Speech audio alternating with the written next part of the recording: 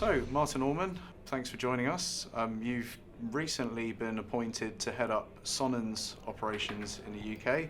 You were just telling me that Sonnen's based its operations in the UK in quite a cool spot, Innovation Park in Bristol.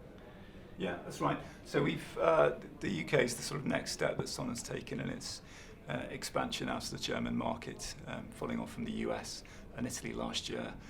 This year it's UK and Australia.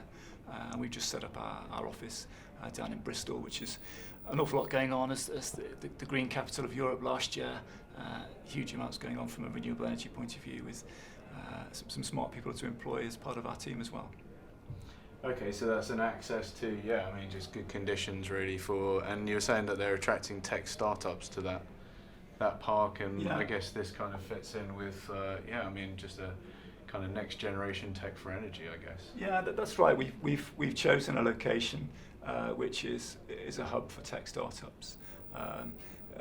It's important for Sonnen as a company that we have that fit, that culture about innovation, and it's a very young company at Sonnen, and that's reflected in where we've ended up as an office in Bristol, which is great.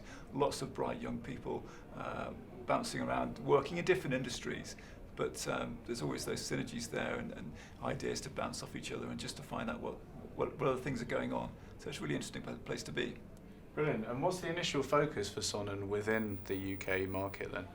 So I think the UK for this year, that there's a huge amount of hype with regards to the energy storage market, particularly with the market conditions that have been created with the changes to the solar feed-in tariff.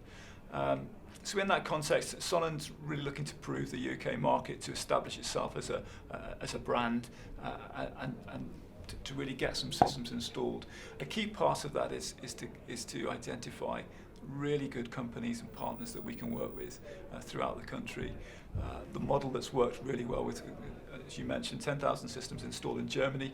The main route to market has been in establishing Sonnen battery centres, who are regional hubs, regional partners who take the product to market, can give a really good level of service, have huge amounts of expertise and experience that they can build up, and then they can service those systems going forward as well. So that's the model that we're looking to create. So being a bit selective about who we work with, identifying the best companies who've got that expertise, those resources that we can then work with to develop our business in the UK. So in terms of partnerships, would that be, so are you talking about installation partners, and what other sort of, what kind of partnerships? Yeah, so most of with regards to the Sonnen battery centres and our certified partners, most of these companies come from a solar PV background. They have a good role within their region as a PV installer, as a renewable energy company, offering their services to homeowners and also to commercial organisations as well. Typically, the partners that we're working with, they've got a good level of resources, a good level of expertise. It's really important that they have a good name, that they're used to working with quality products, and we're certainly getting enough interest and some really strong partners that we've identified who are looking to work with us, which is fantastic. Sure, and so obviously that's, the importance of forging links within the industry and kind of building on the success of UK solar and just generally UK clean energy. I guess kind of taking it a bit further from that, what are the other stakeholders that you'd have to engage with? I think we spoke briefly earlier about the DNO's role in the network and the kind of regulatory framework that, allows storage systems not only to store solar energy for later use, but actually to really benefit the whole network, and just to get the very best out of it and to educate people along the value chain on that. So what are the other kind of stakeholders and the discussions that you're having around that? Yeah, I certainly think that there's a lot of work to be done in terms of setting up systems and procedures within the industry. Everything's happening very fast at the moment, and really there's a lack of structure and not the systems and processes there that perhaps we would like.